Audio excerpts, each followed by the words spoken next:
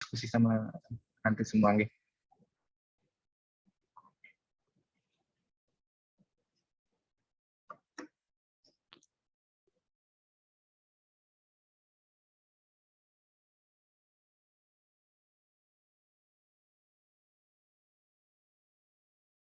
Apa kelihatan, Dek? Sudah terlihat, Dokter. Oke. Artinya sekarang siapa?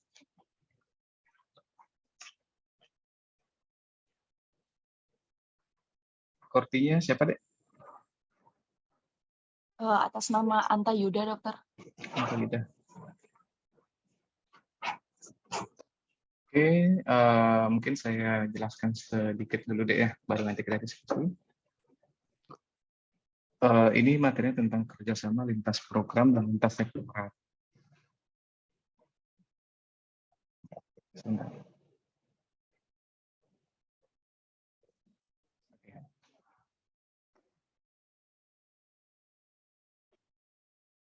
Kalau slide-nya ada yang macet, diinfokan deh ya. Oke, jadi seperti ini, Dek. Jadi sebenarnya kerjasama lintas sektor dan lintas program ini merupakan sebuah kerjasama dari berbagai bidang, tapi bidangnya itu kalau lintas program, ini kan bidangnya itu harus sama. Jadi di sini ada dua, Dek. Ada namanya lintas program, ada namanya lintas sektor. Kalau dalam lintas program, kerjasamanya itu harus dalam satu bidang. Contohnya, saya mengambil contoh di sebuah puskesmas, ya. Di sebuah puskesmas. Jadi di puskesmas itu terdapat beberapa unit, beberapa unit. Di sini ada poligigi, kemudian ada unit Kesling, ada unit UKGS, ada unit KIA, ibu dan anak, kemudian ada unit Germas, dulu namanya Promkes. Nah, kerjasama lintas program ini, pada saat unit-unit ini akan melakukan, anggaplah, penyuluhan gigi dan mulut di sebuah sekolah dalam program usaha kesehatan sekolah. Mereka melakukan kerjasama lintas program. Kerjasama lintas program yang dibentuk, poligigi melakukan pemeriksaan, Kesling melakukan penyuluhan, tim UKGS melakukan survei anak sekolah kesehatannya, kesehatan ibu dan anak, dia melakukan biasanya pemberian vitamin, Germas mengajarkan cara cuci tangan yang baik dan benar, atau cara menjaga kesehatan yang baik dan benar kepada guru dan orang tua. Jadi kerjasama lintas program di sini merupakan kerjasama dari beberapa program dengan bidang dan tujuan yang sama. Dengan tujuannya satu, jadi program-program yang berada dalam ruang lingkup organisasi tersebut itu bisa berjalan dengan baik. Ini kerjasama lintas program tidak hanya terbatas di puskesmas kalau masalah kesehatan gigi dan mulut. Jadi kerjasama lintas program ini dia juga bisa bisa terjadi pada instansi-instansi kesehatan lain. Contohnya misalnya di RSGM. Jadi kerjasama lintas program kalau di RSGM, anggaplah kita akan melakukan penyuluhan kesehatan general, kesehatan di sebuah desa. Kemudian pada saat melakukan penyuluhan tersebut, nanti dari tim dokter giginya melakukan pemeriksaan gigi, dokter umumnya melakukan pemeriksaan kesehatan umum, kemudian orang-orang promkesnya akan mengajarkan cara-cara melakukan menjaga kesehatan gigi dan kesehatan umum, sekaligus memberikan brosur biasanya. Kemudian ambulansnya juga standby, kemudian mobil kesehatan giginya juga standby. Itu setiap unit memiliki program masing-masing. Jadi kalau kerjasama lintas program di sini, prinsip dasarnya adalah kemitraan. Kemitraan itu artinya semuanya ditanggung bersama dari awal dan sampai akhir program tersebut selesai. Jadi kalau kerjasama lintas program, dia tidak ada bos di sana, karena prinsipnya kemitraan. Jadi kalau misalnya menjalankan program penyuluhan kesehatan gigi dan mulut. Walaupun itu judulnya kesehatan gigi dan mulut, Kesling di situ juga memiliki tanggung jawab untuk menjalankan programnya. Seandainya ada permasalahan, tidak satu unit aja yang akan menanggung, tapi semua unit. Gitu.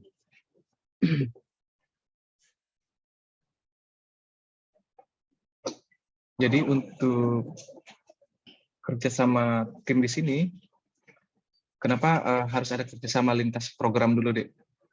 Jadi kerjasama lintas program di sini untuk membuat solid dulu di dalam, di internalnya. Di sini saya ambil contoh, mungkin contoh yang paling umum akan kalian gunakan pada saat baksos, contohnya kayak baksos yang kemarin.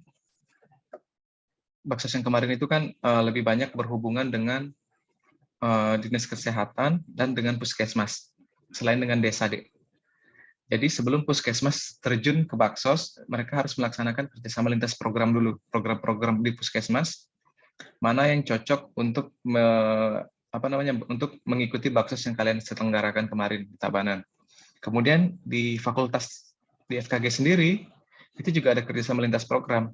Jadi kerjasama lintas program di fakultas tersebut antara dekanat, antara BEM, kemudian mahasiswa profesi, belum lagi program-program yang lain di dalam seperti RSGM, mereka buat solid dulu di dalam untuk kerjasama lintas programnya. Setelah itu baru keluar untuk menggalang kerjasama lintas sektor. Nah, disinilah intinya. Ini saya ambil satu contoh deh. Kerjasama lintas program dan lintas sektor ini tidak hanya mencakup pada dunia kesehatan gigi dan mulut, tapi dia memang secara umum, secara global pada prinsip kerjasama di masyarakat. Hanya saja saya mengambil beberapa contoh di sini tentang kesehatan gigi dan mulut. Jadi di sini kerjasama lintas sektor penyuluhan kesehatan gigi dan mulut. Ini ada kasus gigi. Mungkin saya ambil contoh kayak model baksos kemarin, yang karena masih hangat kan baksos yang diadakan. Kayaknya kalian ininya bukan ya, kakak kelas kalian satu tingkat ya ininya, panitianya ya. Jadi di sini pada saat penyuluhan baksos kesehatan gigi dan mulut, yang memiliki peranan itu puskesmas yang paling pertama, puskesmas di wilayahnya.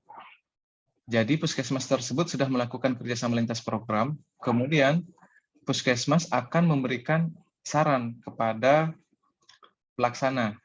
Di sini dalam hal ini panitia, di mana desa-desa yang bisa digunakan untuk penyelenggaraan baksos. Kemudian puskesmas juga akan memberikan data kesehatan gigi dan mulut pada desa tersebut. Kemudian setelah dapat data dari puskesmas, selanjutnya berkoordinasi dengan camat. Ini sudah beda sektor nih camat nih. Camat akan memberikan dukungan berupa izin. Berupa izin, bagaimana caranya biar masyarakat di daerah kecamatan tersebut bisa terjaga kesehatan gigi dan mulutnya. Jadi sudah dua sektor nih yang menggalang kerjasama dengan dalam penyuluhan kesehatan gigi dan mulut dan bakti sosial tersebut, puskesmas dan camat. Kemudian camat memberi instruksi ke desa. Di sini perbekal dari masing-masing desa diminta menghubungi masyarakatnya. Ayo di sini mau ada penyuluhan kesehatan gigi dan mulut. Kemudian perbekal dari masing-masing desa tersebut menghubungi masyarakatnya untuk membuat jadwal atau mempersiapkan diri untuk pelaksanaan baksos tersebut. Nah, mungkin dalam pelaksanaan baksos kemarin kalian melihat ada polisi. Ada polisi. Mungkin kalau ada yang di pusat, dia bisa lihat ada polisi. Di situ ada Pak Babin, Babin Kamtibmas. Nah, tujuan dari Polri di sini untuk menjaga keamanan. Jadi dari puskesmas, camat, desa itu berkoordinasi dengan Polri untuk menjaga keamanan di sana. Nah, selanjutnya juga ada TNI. Kalau acara baksos cuma penyuluhan kesehatan gigi dan mulut sampai ada Polri dan TNI. Karena ini memang dalam sebuah kegiatan ini wajib sinergi berdua, Polri dan TNI-nya. Selanjutnya ada beberapa lembaga swadaya masyarakat, LSM. LSM di sini biasanya yang memiliki kontrak kerjasama dengan penyelenggara. kegiatan. Jadi dalam melakukan sebuah baksos atau penyuluhan kesehatan gigi dan mulut yang besar, itu harus ada beberapa kerjasama lintas sektor. Karena tidak mungkin misalnya FKG mau jalan melakukan baksos, FKG sendiri yang melaksanakan, tidak bisa. Itu harus semua sektor saling terkait. Nah, tindakannya sendiri dalam sebuah kerjasama tersebut, dia harus berkelanjutan. Jadi pelaksanaan baksos tersebut itu kan bukan cuma satu kali, itu berkelanjutan. Dan sistemnya itu sudah dipakai oleh penyelenggara kegiatan dari tahun ke tahun dengan sistem yang sama. Nah, masing-masing sektor ini, puskesmas, camat, desa, Polri, TNI, dan LSM ini, sebenarnya dia punya program masing-masing. Jadi kayak camat, dia punya program kan membuat masyarakatnya sehat, desa juga seperti itu, Polri juga seperti itu. Nah, setelah mereka solid dalam lintas programnya mereka di dalam internal, baru bisa mereka melakukan kerjasama dengan satu tujuan, menyelenggarakan bakti sosial kesehatan gigi dan mulut. Kurang lebih seperti itu. Namun di sini, penanggung jawabnya, kalau tadi lintas program, itu penanggung jawabnya adalah bersama-sama atau gotong royong. Sementara kalau lintas sektor, penanggung jawabnya di sini porsi lebih besarnya diterima oleh pembuat acara. Itu perbedaannya. Di sini ada beberapa manfaatnya. Manfaat yang pertama, mempermudah pencapaian keberhasilan rancangan kegiatan. Jadi kayak model, saya ngambil contoh kembali ke Baksos kemarin, dengan mengadakan kerjasama lintas sektor, penyelenggara kegiatan akan lebih mudah memprediksi berapa sih jumlah masyarakat di sana, kira-kira tujuan atau targetnya berapa, itu kan data sudah dikasih semua dari puskesmas, dari desa, dari kecamatan, sehingga dengan target tersebut bisa ada indikator keberhasilan, berhasil apa tidak acara yang diselenggarakan. Selanjutnya, ini memberikan gambaran teknis antar lintas sektor dan lintas program, mereka saling sinergi, kemudian akan mempermudah dalam melakukan kebijakan tentang pelaksanaan pelayanan kesehatan. Ini paling umum pada era COVID sekarang. Jadi kebijakan-kebijakan tentang kesehatannya, tentang pembatasan, dengan melakukan kerjasama lintas sektor, apa yang boleh dengan apa yang tidak boleh dilakukan oleh penyelenggara kegiatan dan peserta, itu akan lebih mudah untuk diatur. Manfaat selanjutnya saling menguntungkan semua pihak. Jadi di sini semua pihak ya tentang rencana program. Kembali lagi ke yang tadi, setiap sektor itu memiliki program kerja masing-masing. Nah, dengan melakukan kerjasama, jadi sebenarnya yang diuntungkan bukan hanya FKG kalau dalam pelaksanaan baksos, yang diuntungkan puskesmas juga, mereka punya data untuk misalnya program untuk mencari atau melakukan penyuluhan ke masyarakat di desa tersebut. Dengan adanya baksos, mereka dapat nebeng sekalian. Jadi programnya mereka juga tercapai. Jadi sama-sama menguntungkan. Ini juga dapat memberikan perizinan dalam rujukan. Jadi dengan melakukan kerjasama, akses dari penyelenggaranya juga akan lebih mudah. Dapat memberikan kontribusi, fasilitas, sarana, dan dana. Nah, biasanya dalam program bakti sosial, yang paling dicari adalah ini, memberikan kontribusi, fasilitas, sarana, dan dana. Jadi dengan melakukan kerjasama lintas sektor, maka fasilitas, sarana, dan dana akan ditanggung bersama. Nah, itu akan mempermudah panitia dalam melakukan tindakan di daerah tersebut dan juga dalam berkoordinasi dalam hal pengadaan tempat, kemudian sarana yang kurang, sehingga tidak perlu bolak-balik. Kemudian terdokumentasi dalam perizinan dan kegiatan. Ingat di sini ya, ini di garis bawahi terdokumentasi deh. Terdokumentasi ini, kalau awamnya, mereka bilang ada foto-foto. Terdokumentasi tersebut kalau dalam kepanitiaan bukan hanya foto deh ya, surat menyurat, perizinan, catatan tanda tangan, itu masuk dalam dokumentasi namanya. Jadi terdokumentasi di sini artinya mudah dalam mengurus pemberkasan. Di pemberkasan. Pemberkasannya harus lengkap, itu dokumentasi, bukan hanya foto-foto. Jadi mungkin di BEM, kalau kalian mungkin dengar nanti seksi dokumentasi lebih banyak foto-foto, sebenarnya tidak. Itu seksi untuk mengumpulkan dokumen-dokumen yang ada sebenarnya. Nah, tujuannya sendiri, saya lanjut ya. Tujuan kerjasama lintas sektor ini untuk menjalin kerjasama yang baik dalam rangka peran serta masyarakat. Jadi tujuannya sebenarnya untuk kepentingan masyarakat. Kemudian yang keduanya meningkatkan derajat kesehatan masyarakat melalui kemitraan pemerintah. Karena misalnya kayak bakti sosial di Tabanan kemarin, sebenarnya kalau untuk meningkatkan derajat kesehatan kan sebenarnya memang sudah menjadi tugas dari pemerintah, baik itu pemerintah daerah, kabupaten, kecamatan, dan desa. Namun untuk lebih meningkatkan dan lebih mempermudah akses, biasanya pemerintah kan memiliki fasilitas atau sumber daya yang terbatas.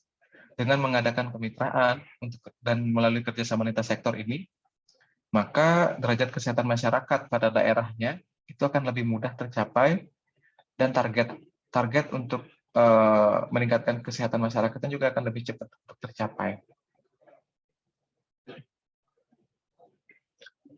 Selanjutnya, kerjasama lintas sektor ini juga bertujuan untuk mengetahui dan saling mengenal program-program dari masing-masing sektor. Siapa tahu dari setiap sektor tersebut ada program yang bisa diadopsi atau diadaptasi. Misalnya kayak Baksos kemarin, seandainya ternyata di Puskesmas ini dia punya program satu tentang pemberantasan stunting. Kemudian kita di FKG dan RSGM juga misalnya, oh ternyata bagus ini, kita adaptasi deh dalam bentuk Baksos selanjutnya. Nah, Baksos selanjutnya bisa diambil masukan dari program yang sudah diadaptasi sebelumnya. Kemudian mengetahui peran untuk mendukung di bidang kesehatan. Oke, saya pause dulu. Any question deh untuk yang ini?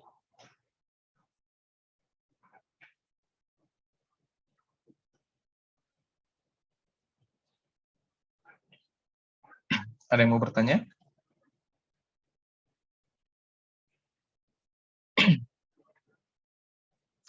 Oke, sorry deh.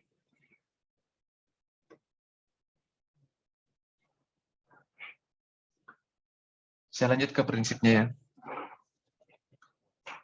Jadi untuk prinsip dari sebuah kerjasama kemitraan lintas sektor itu, yang pertama kesetaraan.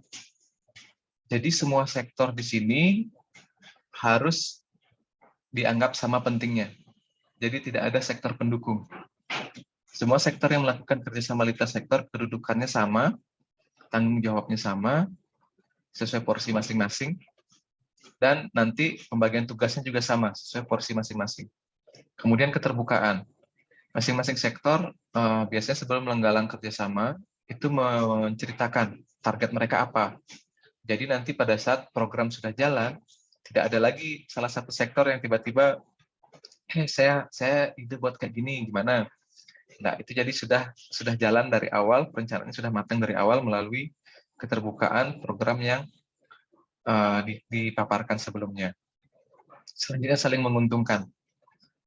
Jadi kerjasama lintas sektor itu harus memberikan asas saling menguntungkan bagi seluruh peserta dalam kerjasama tersebut.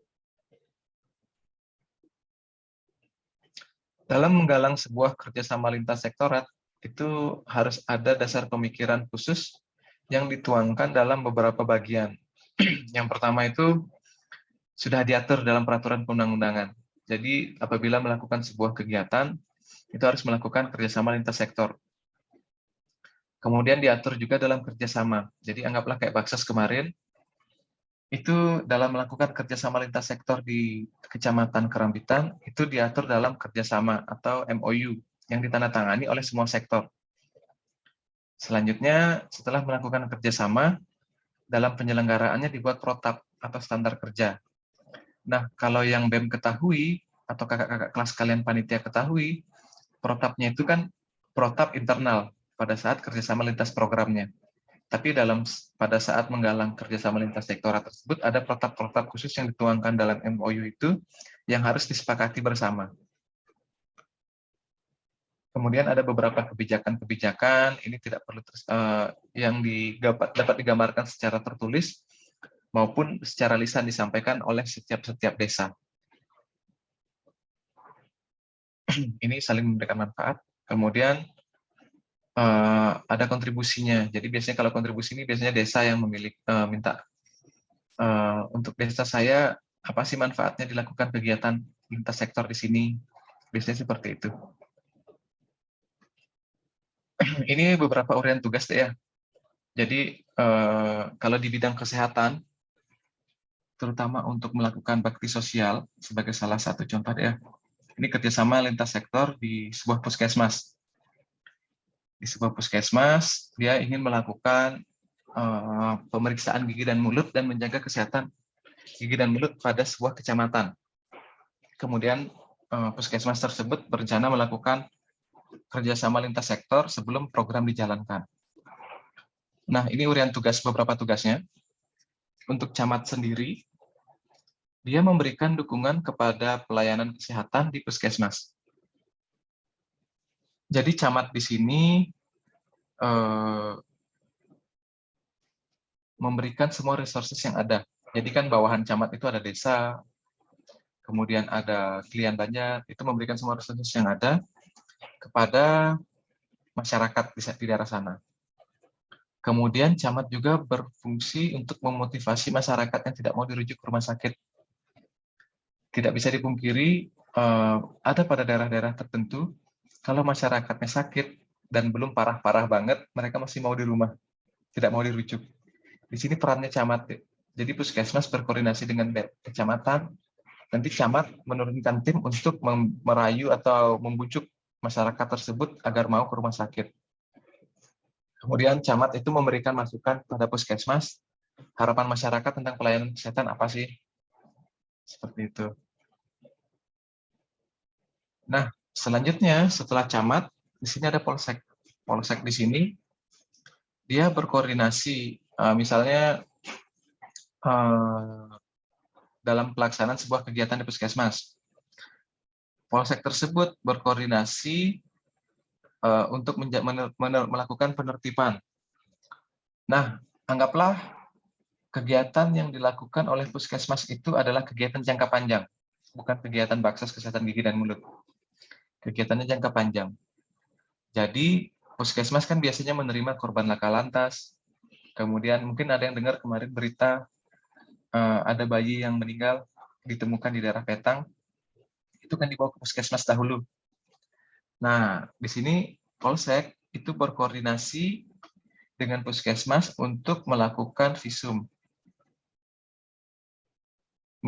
sehingga puskesmas dapat mengeluarkan surat keterangan, kayak gitu. Misalnya kecelakaan, di situ dan mengakibatkan kematian, polsek berkoordinasi dengan puskesmas, puskesmas membuat surat keterangan kecelakaan, kemudian kematian jam sekian, jam sekian, jam sekian. Jadi surat keterangan pemeriksaan. Selanjutnya puskesmas di sini berkoordinasi juga dengan polsek biasanya untuk melakukan penyuluhan tentang narkoba. Kemudian untuk terselenggaranya bakti sosial seperti yang dijelaskan sebelumnya, di sini polsek memberikan dukungan keamanan. Kayak kemarin deh, mungkin pas baksos itu kalau ikut polseknya itu memberikan dukungan keamanan, dia diem di sana. Dalam setiap desa itu pasti ada polisi. Di sini Koramil. Koramil ini setingkat polsek ya, TNI setingkat polsek.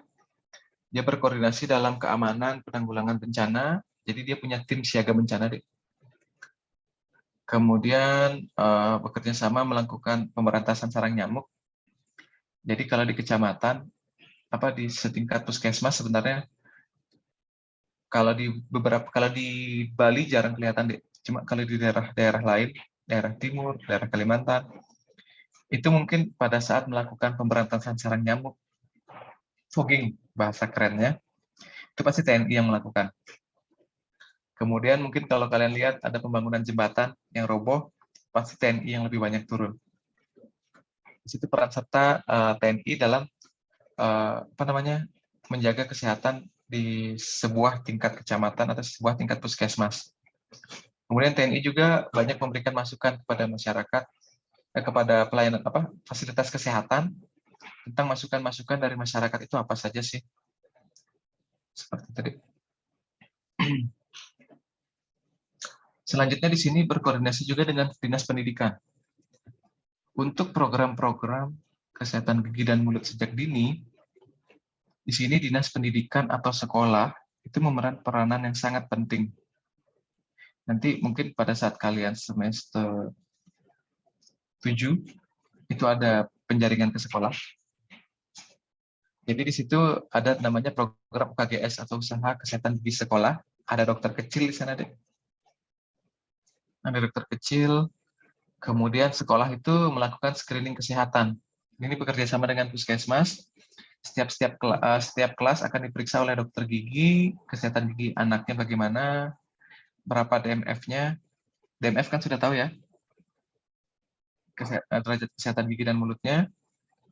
Kemudian sekolah juga berkoordinasi dengan puskesmas untuk melakukan kegiatan-kegiatan penyuluhan kesehatan reproduksi, HIV/AIDS, nafsa, kemudian bekerja sama untuk inspeksi tentang sanitasi, kemudian fasilitas-fasilitas kantin di sekolah bagaimana, itu kerjasama untuk pengecekannya dengan puskesmas bisa. Ini yang paling sering dilakukan di sekolah, itu fogging.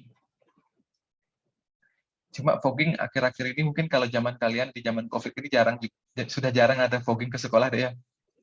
Lebih banyak penyuluhan tentang COVID. Kalau zaman saya dulu rutin. Jadi setiap mau musim pancaroba itu rutin ada fogging ke sekolah. Itu kerjasama dengan puskesmas. Selanjutnya ada kepala desa. Nah, kepala desa ini sebenarnya memegang peranan penting karena dia motor, istilahnya bapak dari masyarakat di desa tersebut. Dia benar-benar memberikan dukungan untuk memotivasi masyarakat yang tidak mau dirujuk ke rumah sakit. Untuk di Bali jarang terdapatnya seperti itu, tapi kalau di daerah lain itu banyak banget. Orang kalau belum menggigil masih bisa bangun, walaupun sudah sakit belum mau dirujuk ke rumah sakit. Nunggu mereka ditandu dulu, baru namanya sakit. Ini ada jadwal kesehatan juga. Jadi desa berkoordinasi dengan puskesmas untuk menyusun jadwal posyandu. Ada posyandu balita, ada posyandu lansia. Kemudian ada pemberantasan sarang nyamuk, kemudian program-program desa lainnya banyak sekarang. Nah, yang paling kecil di sini ada PKK. PKK. Sudah ada yang jadi ibu-ibu PKK, deh? PKK di sini dia berperan dalam skop kelompok ya, skop kelompok yang lebih kecil itu memotivasi masyarakat di kelompok kecilnya untuk mau menjaga kesehatan. Waktu ini ada program KB digalungkan oleh pemerintah, PKK yang akan aktif menjalankan tersebut. Kemudian biasanya kalau akses ke sebuah kecamatan, jadi kita lebih banyak berkoordinasi dengan desa dan PKK. Jadi ibu-ibu pentolan kepala PKK-nya kita kumpulkan, kita memberikan penyuluhan kepada ibu-ibu ke PKK-nya, nanti mereka yang menjadi kader penyuluhan ke skop yang lebih kecil, biar lebih private. Jadi mereka memberikan penyuluhan kesehatan gigi dan mulut ke kelompok PKK-nya. Nah, ini juga ada kader namanya, Dek. Kader itu adalah orang yang dilatih oleh puskesmas, jadi diberikan pelatihan.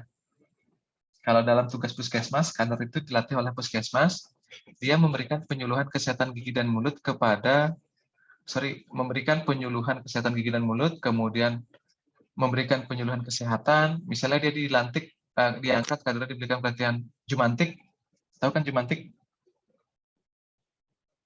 Pemantau jentik nyamuk, itu umum pada saat musim pancaroba atau DB, mereka dilatih kader-kadernya ini, kemudian kader ini biasanya diambil dari keluarga.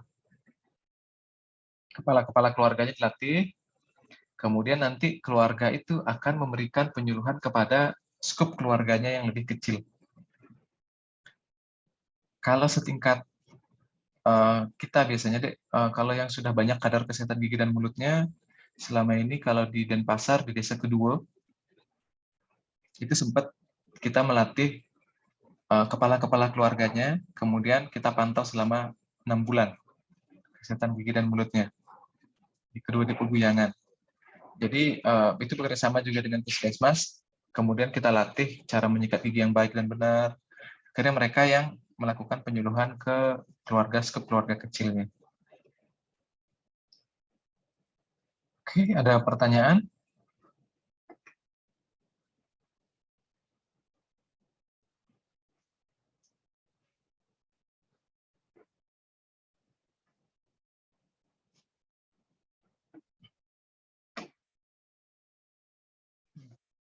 Materinya saya send via chat deh ya.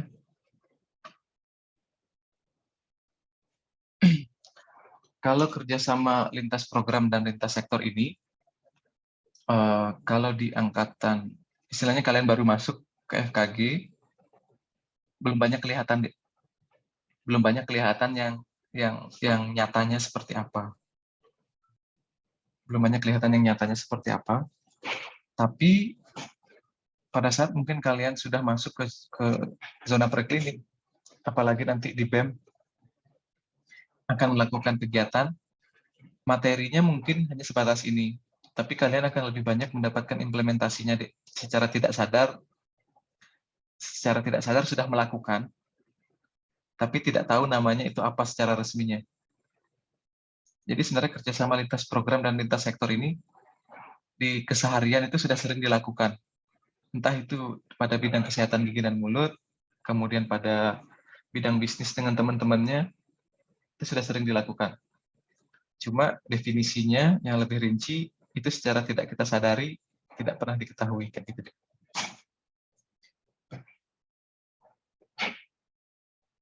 Oke, mungkin saya singkat ya. Sisanya silahkan digunakan untuk istirahat.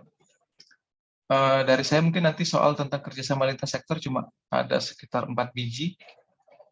Dibaca-baca aja deh. Baca-baca aja. Kortinya mana, Dek?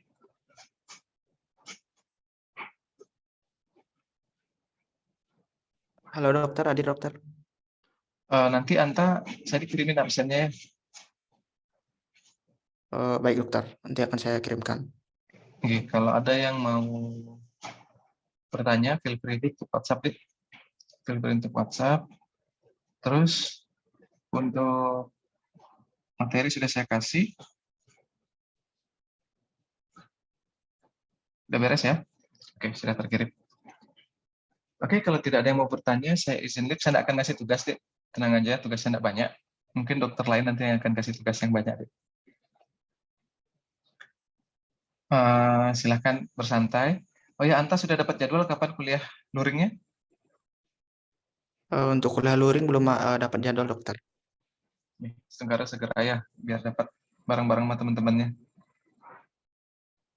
Soalnya kalau belum kuliah luring itu, ini soalnya belum bisa janjian secara langsung untuk nonton Avatar 2 gitu loh. Si kelompok-kelompok kecil aja. Oke, kalau tidak ada pertanyaan, saya izin live deh ya. Sampai ketemu di pertemuan selanjutnya. Terima kasih, selamat pagi. Terima kasih dokter. Selamat pagi dokter. Terima kasih, Terima kasih banyak dokter. dokter. Terima Saya izin kasih live deh ya. dokter, selamat Terima kasih, pagi. dokter. Terima kasih dokter.